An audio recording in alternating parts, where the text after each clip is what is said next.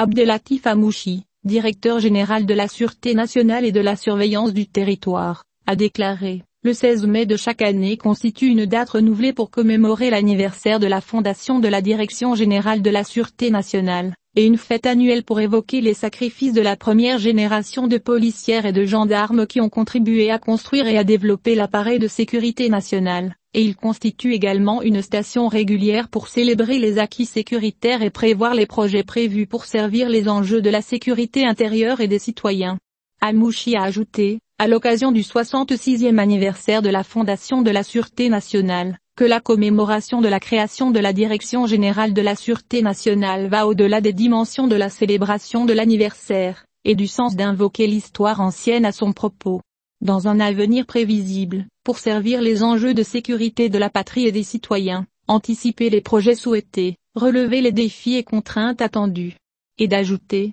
au cours de l'année écoulée, la Direction générale de la Sûreté nationale a tenu à poursuivre le renforcement des mécanismes de prévention de la délinquance et le renforcement de la dimension préventive dans la police d'urgence, en faisant circuler des équipes anti-gang et des équipes régionales d'explosifs auprès de plusieurs responsables de la sécurité, et le centre principal de commandement et de coordination a été créé dans l'état de sécurité de Casablanca et le développement de laboratoires de police pour assurer que la science, les technologies numériques et les technologies modernes sont mises au service de la justice et de la recherche criminelle. Il a poursuivi, les intérêts de la sécurité nationale ont fait de grands progrès dans le domaine de la consolidation et de la preuve de l'identité numérique, qui est l'un des piliers de la transition numérique que le Maroc souhaite. Des intérêts de sécurité se sont ouverts à un groupe des partenaires institutionnels et de travailleurs de profession libérale afin de leur permettre de bénéficier des services de la carte nationale d'identité électronique, qui aura un effet positif sur le citoyen, que ce soit dans le domaine de l'identification à distance ou de la garantie la sécurité des transactions, des documents et des documents. Il a expliqué que la Direction générale de la Sûreté nationale a tenu à faire de la promotion un mécanisme régulier à sa date annuelle pour assurer l'avancement de carrière, basé sur des critères objectifs d'évaluation et de notation, ainsi qu'immuniser les correspondances professionnelles internes et externes contre toutes les formes de fraude, d'une manière qui fait de la compétence et du mérite la base pour accéder aux postes de sécurité, et d'avoir l'honneur de servir la sécurité des citoyens et des citoyennes. Le directeur général de la Sûreté nationale et de la surveillance du territoire a souligné qu'il ne s'agissait que de fragments de ce qui a été réalisé, et de ce que nous nous engageons à réaliser dans un avenir proche, que ce soit au niveau du développement des mécanismes de travail et de la modernisation des méthodes de travail, ou au niveau du domaine de l'amélioration des conditions sociales des fonctionnaires de police de manière à leur garantir un environnement fonctionnel et socialement intégré, leur permettant de s'acquitter pleinement de leurs nobles devoirs et de leurs graves responsabilités envers la patrie et le citoyen.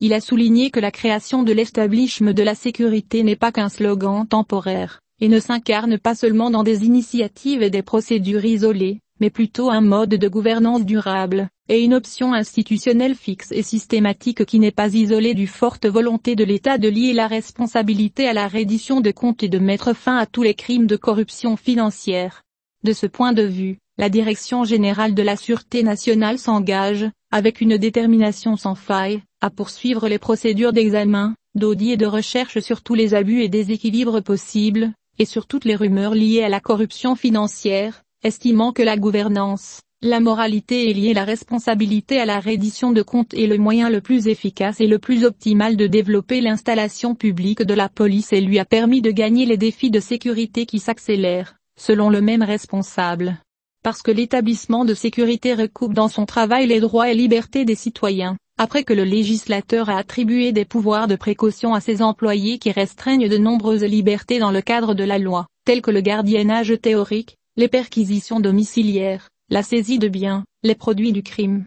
et la prise d'appels et de courriers effectués à distance. La Direction générale de la Sûreté nationale a tenu à fortifier ces mesures d'une clôture de garanties et de formalités, en plus des garanties législatives établies par la loi, afin d'assurer leur humanisation et application dans le cadre de la loi, loin des lapsus de l'arbitraire et des abus, ajoute Abdellatif Hamouchi. Il a estimé que le pari d'instaurer une culture des droits de l'homme dans le poste de sécurité ne se limitait pas à humaniser les mesures de précaution prescrites par la loi, mais se manifestait également dans le renforcement de la formation des policiers et de l'éducation aux droits de l'homme, dans le but de responsabiliser les policiers. des fonctionnaires ayant une solide culture selon laquelle les buts du travail de policier sont de servir le citoyen. Une application correcte et ferme de la loi sans régression ni exagération. Il a souligné que la Direction générale de la Sûreté nationale restera attachée à la défense des fonctionnaires des polices, et à l'activation des mécanismes du principe de protection de l'État,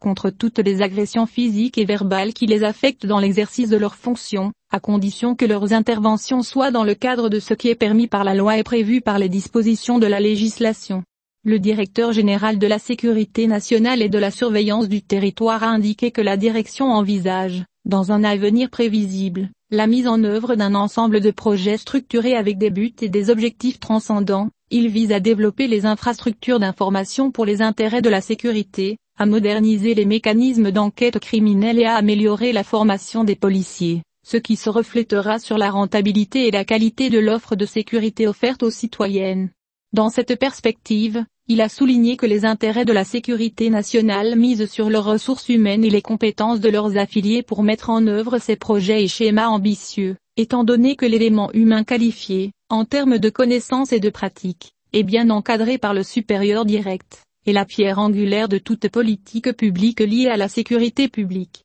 Hamouchi a conclu que la Direction générale de la Sûreté nationale développe et diversifie son approche communicative, et consolide son ouverture sociétale, facilitée et institutionnelle, réalisant que la communication est un point d'entrée essentiel pour consolider la transparence et renforcer la police citoyenne, et c'est aussi un soutien fort aux nouvelles et dissiper les fausses nouvelles et les rumeurs qui sont devenues une menace sérieuse. Des menaces de guerre atypiques en à ces nouvelles générations.